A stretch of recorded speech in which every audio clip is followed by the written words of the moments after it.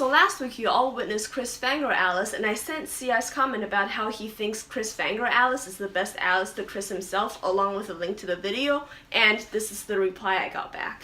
I'm assuming that's a sign that he watched the video, but I guess you can't really be too sure, right? Then when I told my sweet mate that somebody commented that they liked Chris Fangirl Alice, her reply was, tell them they never saw Rule Fangirl Alice. So I thought I'd dedicate this video to showing you guys some of the more unconventional and emotional sides of Alice, the fangirls.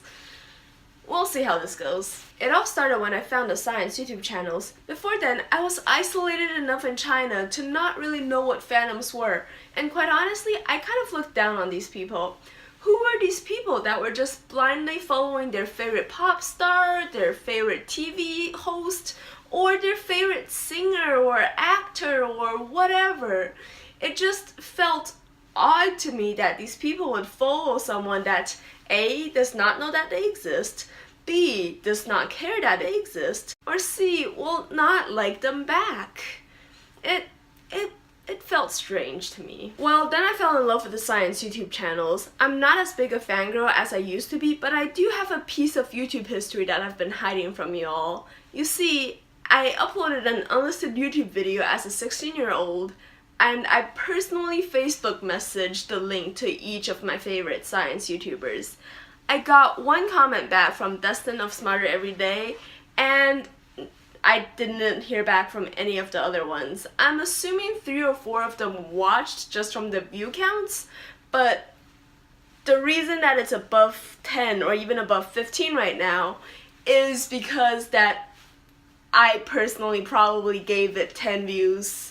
At least 10 views just by refreshing the page and checking for the 5th time the link worked. Now honestly, only the Veritasium Fangirl Alice lives on. And occasionally the other YouTubers can switch their respective Fangirl Alices on, but never for too long. So here's the Veritasium Fangirl Alice for ya. Honestly, Derek is the coolest. He sold t-shirts, he's got merch, and he freaking has one of the same hometowns as you do.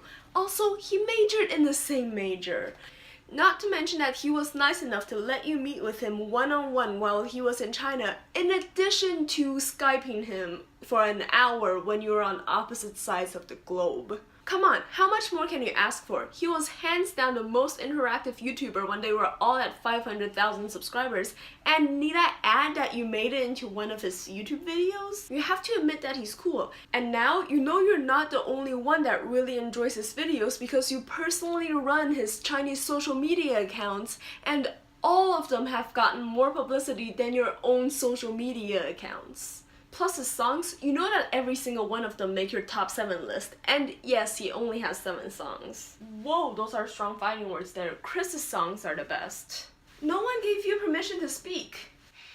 Chris has the best songs. Plus, he writes at least one new song for each class he teaches. And he rocks the Case Alumna Mater. How many songs has your Derek written? Whoa, calm down. No, Veritasium Fangirl Alice is just still living in her fantasy of having gotten to meet Derek. When was the last time you were directly in contact? Yeah, it's been several months, has it not? It's not about the frequency, it's about the quality of interactions. And his songs, again, it's about quality and not quantity. Chris's songs are incredibly dumb and silly, whereas Derek actually comes up with smart lyrics. In your opinion, sure, but Chris has given us something that your Derek can never give us: regular classes and consistent knowledge of the world. Want to talk teaching? You can't beat Rule. You too now, Rule Fangirl Alice? Hey, just saying. Rule is a really cool physics professor, his classes are fun and challenging, and he does research in Antarctica. Try beating that. Well, Derek's been all over the world, so I think he beat your Rule with that. Also, he's been in China. Have you thought about that? So we're talking about China visits now. Well, guess what? Conor Macker's been in China for much longer than any of your idols. Plus, he's even given a talk at a university and he taught a class there. He's just too cool. Well, Rules taught you physics, and we all agree here that physics is the best, right? Why would you care that Conor Macker's taught at some random Chinese university more than the fact that you became smarter directly as an effect of Rule? Well, you see, Conor Macker single-handedly sparked your curiosity in computer science. Hey, what? Chris helped? How? With his silly MATLAB songs? You're funny. Plus, Kanemaker's helping you with your research project, and what has Chris done? Given you a project that he doesn't really care about. He just doesn't have the time. So it's clearly not one of his priorities. You never got Chris to commit any time into that research project that you're into, and should I add that that project was his. Kanemaker spared time for us in his schedule on a project that he didn't have anything to do with in the first place. Well, guess what? Normal Alice got Rule to help as well. So hey, don't bring me into this. Also, will you all just shut up? Phew, that's why I normally don't let the Fangirl Alices run free. Glad they didn't all come in. That would have been much worse. I was going to introduce you guys to them one by one, but I guess they just all came in. Did they not? Well, that happened. So yeah, that was a weird video to do. Just as a not so small but small-ish conclusion, the Fangirls have really, played a pretty strong role in my life. They definitely are part of some of the strongest bonds I have with people mentally.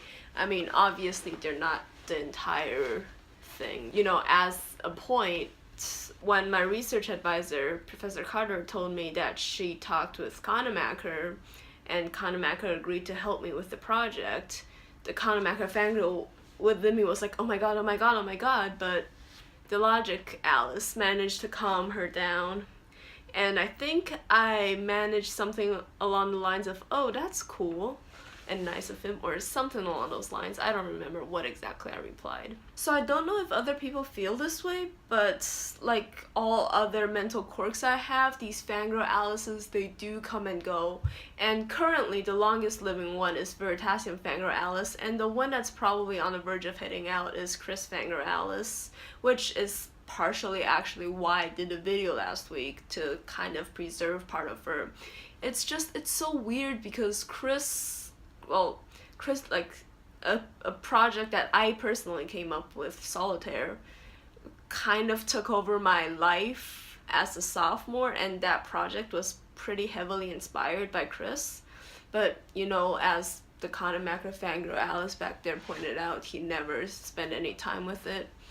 And just more or less I got the idea that he wasn't into anything I was doing, but yeah. So, now it's like I'd much rather be working on research on Unironic Enthusiasm or Pixie and like on my club events than on his projects. And I dropped his actual research project that he gave me several years ago for no good reason. It's sad, but I guess they all have to go, right? I also suppose I shouldn't feel too bad because, as I've pointed out, he probably doesn't have the time for me either.